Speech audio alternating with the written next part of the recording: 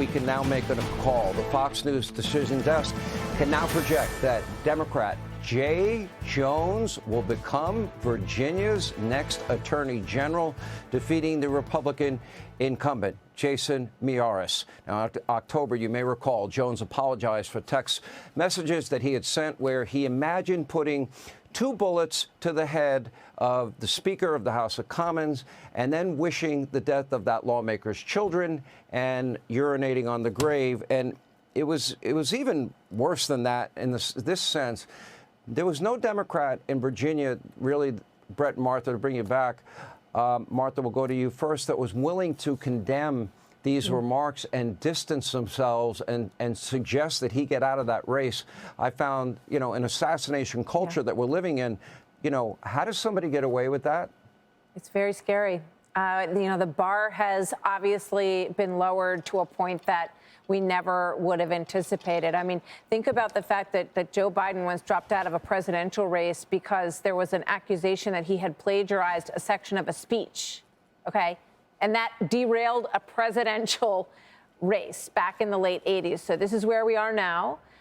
You can threaten to kill people, to kill their children, to call them fascists, to say you want to see them die in their parents' arms.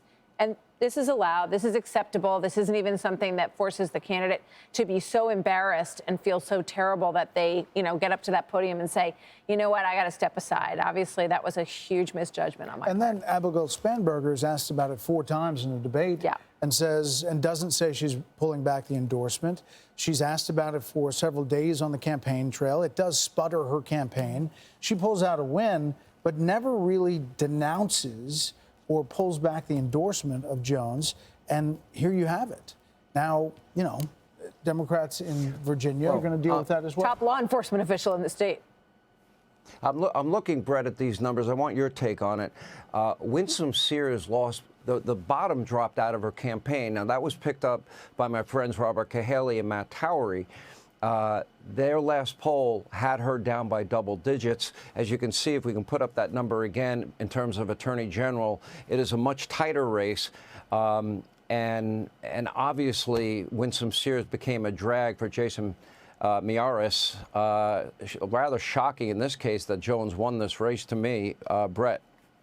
He did outperform Winsome Sears. He apologized. He came out and did an on-camera apology. He continued to campaign, saying it was, he was joking and moved on. But he was asked about it every stop, every interview he did. Abigail Spanberger was asked about it a lot of interviews. And yet, here you have it. I think it does show, to your point earlier, that Virginia is trending more blue than purplish right now. And does that have to do with the government shutdown? Does that have to do with all the government workers in Fairfax County? Does it have to do with a shift that we're seeing there? I don't know. Yeah. But President Trump's not on the ballot, and President Trump made Virginia very tight in 2024.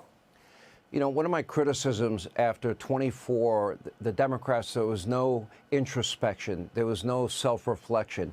There was no course correction, as I say. I do see things that Republicans can learn from tonight, even though we're talking about, in my view, 3 very blue states. And I think the one big thing that pops off the page to me, Martha, is the economy. And I know the president has been doing any and everything, a very heavy lift on foreign policy. He laid the foundation for his economic success. He has his plan in place, but there is a lag period between putting that in place and actually seeing the growth that you want and are predicting that I believe will occur. I would like to see more talk about the economy moving forward from Republicans. I take it out of the exit polling. What do you take? Yeah, I agree with you completely. And, this idea of affordability, which just basically means inflation, that prices are too high, and that's a real sensitivity spot for people, is, I think, something that Republicans do have to look carefully at. It's obvious that they're very aware of it. I saw James Blair today on with Larry Kudlow talking about how he believes that what they're seeing in the future indicator economic numbers are very positive. Scott Bessent has implied the same thing. So obviously, before you get to the midterms, Republicans Republicans are going to want to work on making sure that that is tangible, that, that people feel that increase. And I think, if the economy is stupid, ends up being the simple story of a lot of elections. And I think that's clearly one of the lines here. Brett, to add a little context to that, we have trillions in committed monies that the president has secured for manufacturing, and add to that bonus depreciation, which would incentivize companies to build faster. That would include automobiles, pharmaceuticals, that would include rare earth, and also semiconductor chips and things like that. Also, the largest tax cut in history. Reagan did it. We had 21 million new jobs created, massive economic growth, the longest period of peacetime economic growth in history to that point. And then you add the energy component, which I don't think you can fully calculate. So there are building blocks in place, I believe, for great economic growth. How soon will we see it? Yeah, I mean, that's a great question. I think, the projection by Besson and others is you get to first quarter 26 and you start to feel it. But there is this disparity. Big companies are doing great. If you look at Wall Street, they had some great runs there over the past few weeks, and the highest ever. But the disparity of feeling it in the lower section, in the folks who, don't have a lot in the stock market or any, there is, a push and pull of affordability and paying for things that has not equaled out.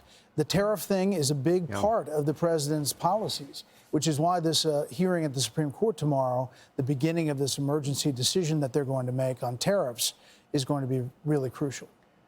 All right, now, just for our audience knowledge, you guys will be taking over at 10 p.m. Eastern. That's 8 minutes from right now. Brett and Martha, we have yet to hear from any of the candidates on either side. I'm sure you'll be carrying those speeches tonight.